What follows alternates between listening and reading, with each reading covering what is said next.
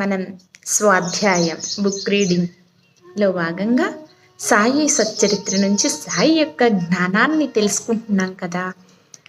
So మనం చక్కగా వారి జ్ఞానాన్ని తీసుకోవటానికి మరి అందరూ సిద్ధంగా ఉన్నారా? డే 13కి వచ్చేసామండి. ఈరోజు మనం ఒక నిర్ణయం తీసుకున్నాం కదా, చక్కగా మన కోసం మనం ఒక 30 నిమిషాల పాటు కేటాయించుకొని చక్కగా ధ్యాన స్థితిలోనే ఉంటూ ఈ జ్ఞానాన్ని తీసుకుందాం.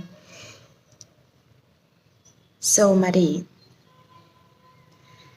తీసుకునే ముందు అందరూ మరి ధ్యానానికి సిద్ధంగా ఉన్నారా? ఎవరు ఎట్టి పరిస్థితుల్లోనూ కళ్ళు తెరవద్దు. సెక్షన్ కంప్లీట్ అయిపోయే వరకు చక్కగా శ్వాసతో అనుసంధానం అవుతూ ఈ జ్ఞానాన్ని ఆలకించండి. మరి స్టార్ట్ చేసుకుందామా? ఓకే, చక్కగా ఉన్న చోటనే అందరూ స్థిరమైన సుఖ ఆసనంలో కూర్చోండి. మీ 2 కాళ్ళను కూడా క్రాస్ చేసుకోండి. వేళ్ళలోకి వేళ్ళు పెట్టుకోండి. 2 కళ్ళను కూడా క్లోజ్ చేసుకోండి.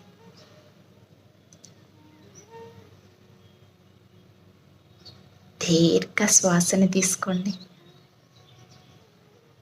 నిదానంగా శ్వాసను బయటికి వదిలివేయండి. మరొక్కసారి దీర్ఘ శ్వాసను తీసుకోండి. నిదానంగా శ్వాసని బయటికి వదిలివేయండి.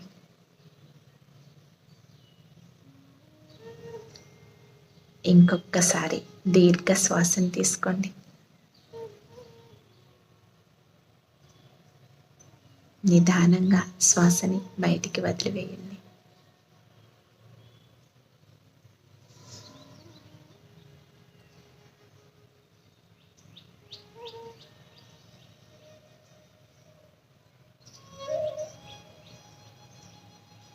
సహజంగా జరిగే శ్వాసని గమనిస్తూ శ్వాసతో అనుసంధానమవుతూ లోతుల్లోకి అంతరాల్లోకి ప్రయాణించండి. ఈ కొన్ని క్షణాలు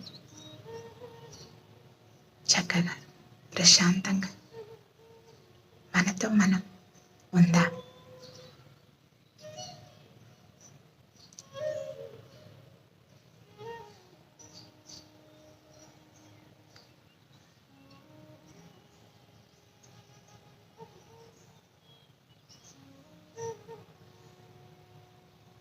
ఎరుకతో ఉండండి.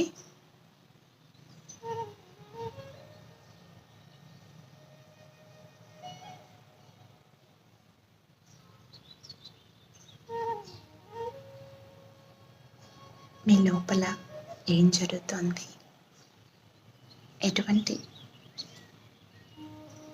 అనుభవం కలుగుతోంది, అది సాక్షిగా గమనిస్తూ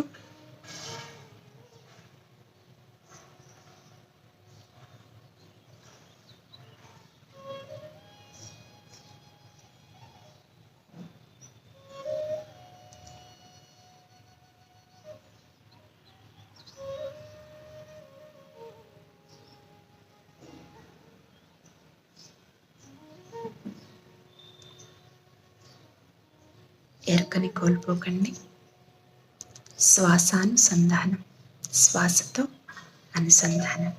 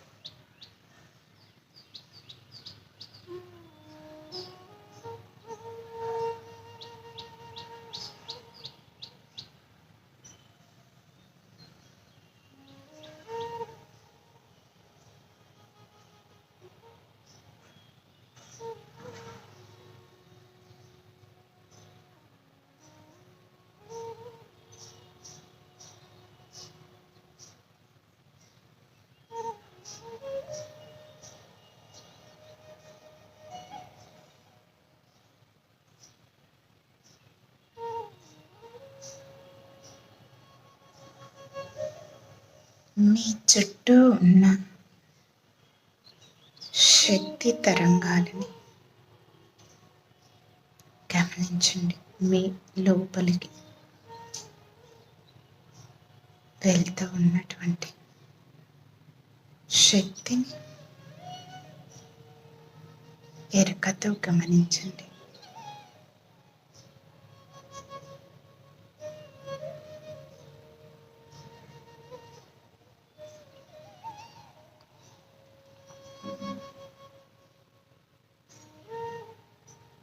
ఇలాగే ధ్యాన స్థితిలో ఉండండి my dear friends and my dear masters.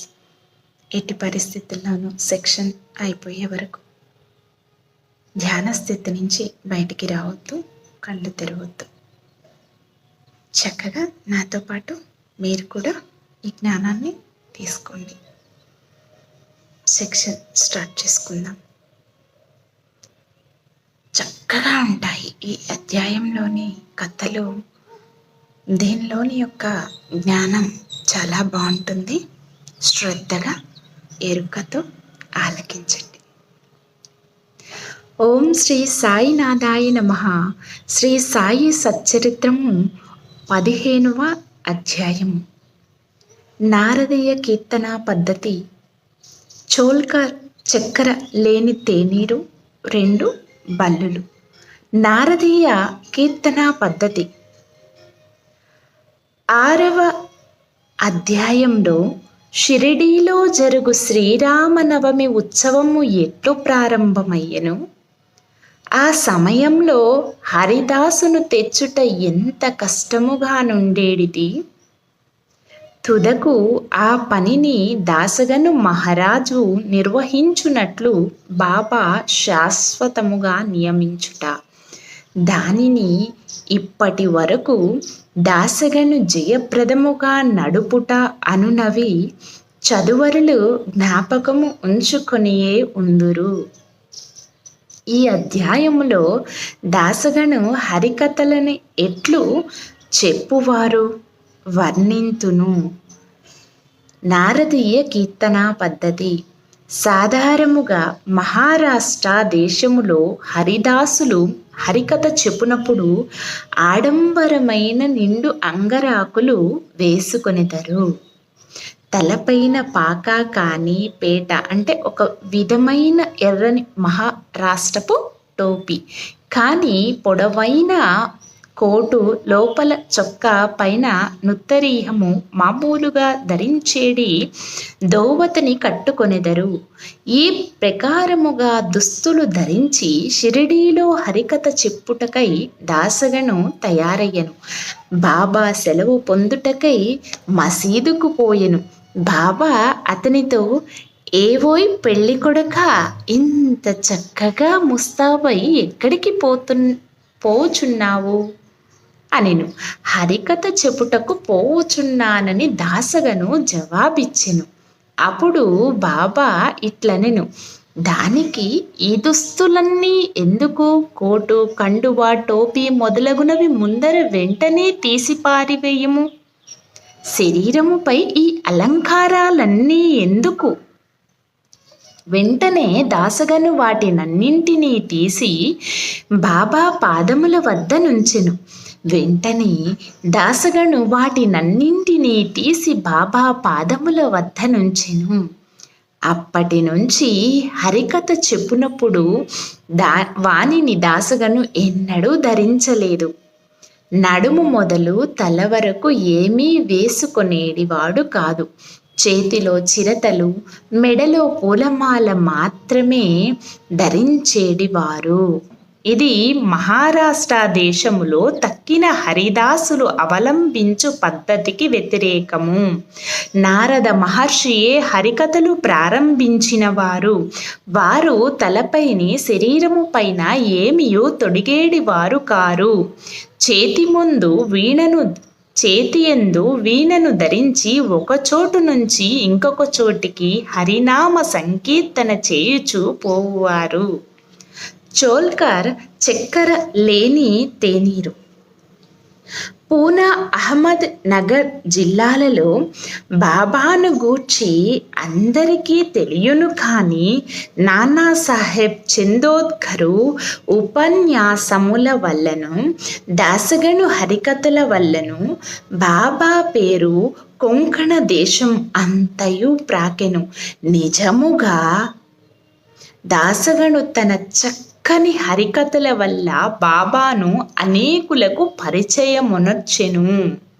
హరికథలు వినునప్పుడు వచ్చిన వారికి అనేక రుచులుండును. కొందరు హరిదాసు గారి పాండిత్యమునకు సంతసించెదరు, కొందరికి వారి నటన, కొందరికి వారి పాటలు, కొందరికి హాస్యము, చమత్కారము, సంతసము కలుగచేయును. కథ పూర్వమున దాసుగారు సంభాషించు వేదాంత విషయములు వినుటకు కొందరు, అసలు కథలను వినుటకు కొందరు వచ్చెదరు. వచ్చిన వారిలో చాలా కొద్ది మందికి మాత్రమే భగవంతుని యందు కానీ యోగుల యందు కానీ ప్రేమ విశ్వాసములు కలుగును. కానీ దాసగని యొక్క హరికథలు విను వారుల మనస్సులపై కలుగు ప్రభావం అతి సమ్మోహనకరముగా ఉండెను. ఇచ్చట నొక ఉదాహరణము ఇచ్చెదము. ఠానాలోనున్న కపినేశ్వరాలయములో ఒకనాడు దాసగను మహారాజు హరికథ చెప్పుచు సాయి మహిమను పాడుచుండెను. కథను వినుటకు వచ్చిన వారిలో చోల్కర్ అనునతడు ఉండెను. అతడు పేదవాడు. ఠానా సివిల్ కోర్టులో గుమస్తాగా పనిచేయుచుండెను. అతడు దాసగను కీర్తన అతి శ్రద్ధగా వినెను. వాని మనస్సు కరిగెను. వెంటనే అక్కడికక్కడే మనస్సునందు బాబాను ధ్యానించి ఇట్లు మ్రొక్కుకొనెను. బాబా, నేను పేదవాడను, నా కుటుంబమునే నేను పోషించుకొనలేకున్నాను. మీ అనుగ్రహము చేత సర్కారు వారి పరీక్షల్లో ఉత్తీర్ణుడనై స్థిరమైన ఉద్యోగము లభించినచో నేను షిరిడీకి వచ్చెదను. నీ పాదములకు సాష్టాంగ నమస్కారము చేసెదను. నీ పేరున కళాఖండ పంచిపెట్టెదను. బాబా కృపచే చోల్కర్ పరీక్షల్లో పాస్ అయ్యెను. స్థిరమైన ఉద్యోగము దొరికెను. కనుక మ్రొక్కు చెల్లించవలసిన బాధ్యత ఎంత త్వరగా తీర్చినచో అంత బాగుండుననుకొనెను. చోల్కర్ బీదవాడు. వాని కుటుంబము చాలా పెద్దది. కనుక షిరిడీ యాత్ర చేయుటకు ఖర్చు పెట్టుకొనలేకుండెను. ఎవరైనా పర్వత శిఖరమునైనా దాటవచ్చును, కానీ బీదవాడు తన ఇంటి గడపనే దాటలేడని కదా లోకోక్తి. చోల్కర్ కెటులైన శ్రీ సాయి మ్రొక్కును త్వరలో చెల్లించవలనని ఆతురత కలిగెను. కావున తన సంసారమునకు ఖర్చులను తగ్గించి కొంత పైకమును మిగల్చవలనని నిశ్చయించుకొనెను. తేనీటిలో వేయు చక్కెరను మాని ఆ మిగిలిన ద్రవ్యమును దాచుటకు ప్రారంభించెను. ఈ విధముగా కొంత ద్రవ్యము మిగిల్చిన పిమ్మట షిరిడీకి వచ్చి బాబా పాదములపై పడెను. ఒక టెంకాయ బాబాకు సమర్పించెను. తాను మొక్కుకున్న ప్రకారము కలకండా పంచిపెట్టెను. తన మనస్సులో ఉన్న కోరికలు అన్నీయు ఆనాడు నెరవేరినవనియు తనకు ఎంతయో తృప్తిగా నున్నదనియు బాబాతో చెప్పెను. చోల్కర్ బాపు సాహెబ్ జోగ్ గృహమందు దిగెను. అప్పుడు వీరిరువురు మసీదులో నుండిరి. ఇంటికి పోవుటకై వారు లేచి నిలువగా బాబా జోగును పిలిచి ఇట్లనెను. నీ అతిథికి టీ కప్పులలో విరివిరిగా చక్కెర వేసి ఇమ్ము. ఈ పలుకులలోని భావమును గ్రహించిన వాడై చోల్కర్ మనస్సు కరిగెను.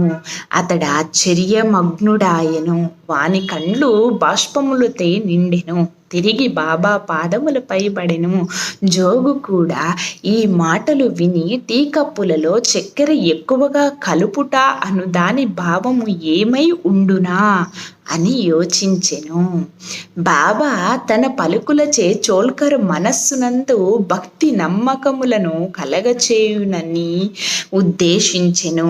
వాని మ్రొక్కు ప్రకారము తనకు రావలసిన కండ చక్కెర ముట్టినదనియు తేయాకు నీళ్లలో చక్కెరను ఉపయోగించకపోవుటయను రహస్యము మనోనిశ్చయమును చక్కగా కనుగొనెననియు చెప్పెను.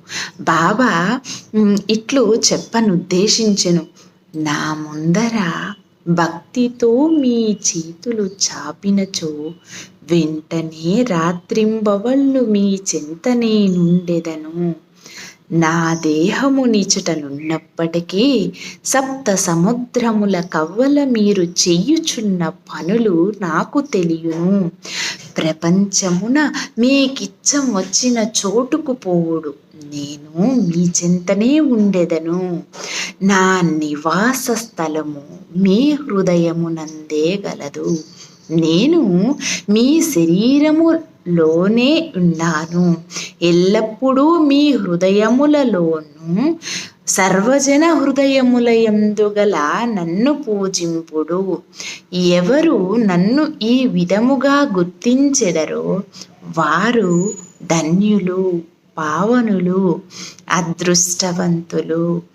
బాబా చోల్కర్ ఎంత చక్కని ముఖ్యమైన నీతిని ఈ విధముగా బోధించెను కదా. 2 బల్లులు. ఈ అధ్యాయమును 2 చిన్న బల్లుల కథతో ముగించెదము. ఒకనాడు బాబా మసీదులో కూర్చుని ఉండెను. ఒక భక్తుడు బాబా ముందర కూర్చుని ఉండెను. ఒక బల్లి టిక్ టిక్ మని పలికెను. కుతూహలమునకై ఆ భక్తుడు బల్లి పలికిన దానికి అర్థమేమని బాబానడిగెను. అది శుభశకునమా లేక అశుభమా అని ప్రశ్నించెను. తన చెల్లెలు ఔరంగాబాదు నుండి తనను చూచుటకు వచ్చునని, ఆ బల్లి ఆనందించుచున్నదని బాబా పలికెను. భక్తుడు నిర్ఘాంతపోయి కిమ్మనగా కూర్చుండెను. బాబా పలికిన దానిని అతడు గ్రహించలేకుండెను. కొంత తడవైన పిమ్మట ఔరంగాబాదు నుండి ఎవరో గుర్రముపై బాబా దర్శనమునకై షిరిడీకి వచ్చిరి. అతడింకను కొంత దూరము పోవలసి ఉండెను. కానీ వాని గుర్రము ఆకలితో ముందుకు పోలేకుండెను. గుర్రమునకు ఉలువలు కావలసి ఉండెను. తన భుజముపై ఉన్న సంచిని తీసి ఉలవలు తీసుకొని వచ్చుటకై పోవునప్పుడు దానిలోనున్న ధూళిని విదిలించెను. అందులో నుండి ఒక బల్లి క్రింద పడి అందరూ చూచుచుండగా గోడనెక్కెను. ప్రశ్నించిన భక్తులకదంతయు జాగ్రత్తగా గమనించమని బాబా చెప్పెను. వెంటనే ఆ బల్లి తన సోదరి వద్దకు సంతోషముతో పోయెను. చాలా కాలము పిమ్మట అక్కా చెల్లెళ్ళు కలుసుకొనిరి.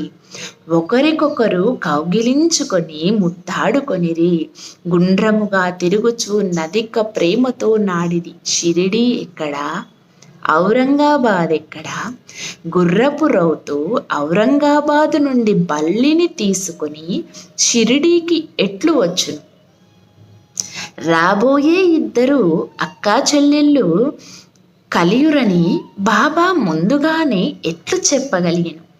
ఇదంతయు బహు చిత్రముగానున్నది. ఇది బాబా సర్వజ్ఞుడని నిరూపించుచున్నది.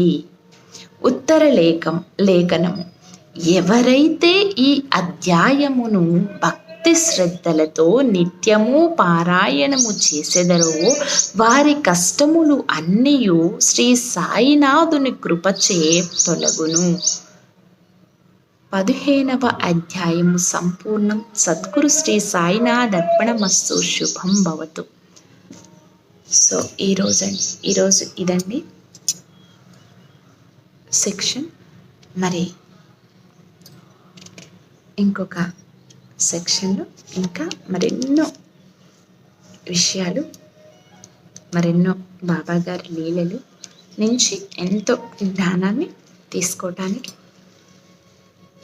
మళ్ళీ కలుసుకుందాం. మరి సెక్షన్ని క్లోజ్ చేసుకునే ముందు చక్కగా ఇప్పటి వరకు ధ్యాన స్థితిలో ఉన్నాం కదా, ఇంకా చివరి 1 నిమిషం ఇప్పుడు తీసుకున్న జ్ఞానాన్నంతా సంపూర్ణంగా మనలో నింపుకోవటానికి చివరి 1 నిమిషం ఎరుకతో ధ్యానం చేద్దాం.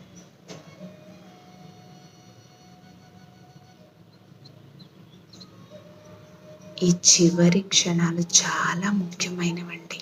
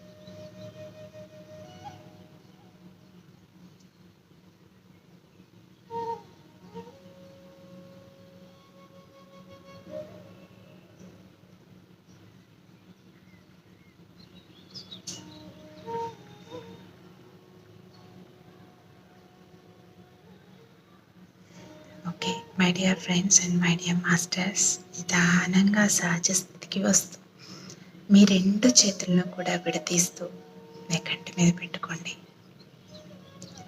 5 4 3 2 1 0. మీ 2 చేతులను మీ కంటికి ఎదురుగా పెట్టుకొని నిదానంగా కళ్ళని ఓపెన్ చేయండి.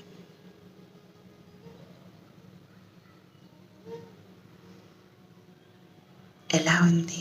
ఎలా అనిపిస్తుంది? మీ అనుభవాల్ని చక్కగా షేర్ చేసుకోండి. Okay masters, thank you. చక్కగా ఇప్పటి వరకు సహకరించిన అందరికీ అన్నింటికీ నా యొక్క హృదయపూర్వక కృతజ్ఞతలు. Thank you to all, love you to all. Thank you universe, love you universe. Thank you.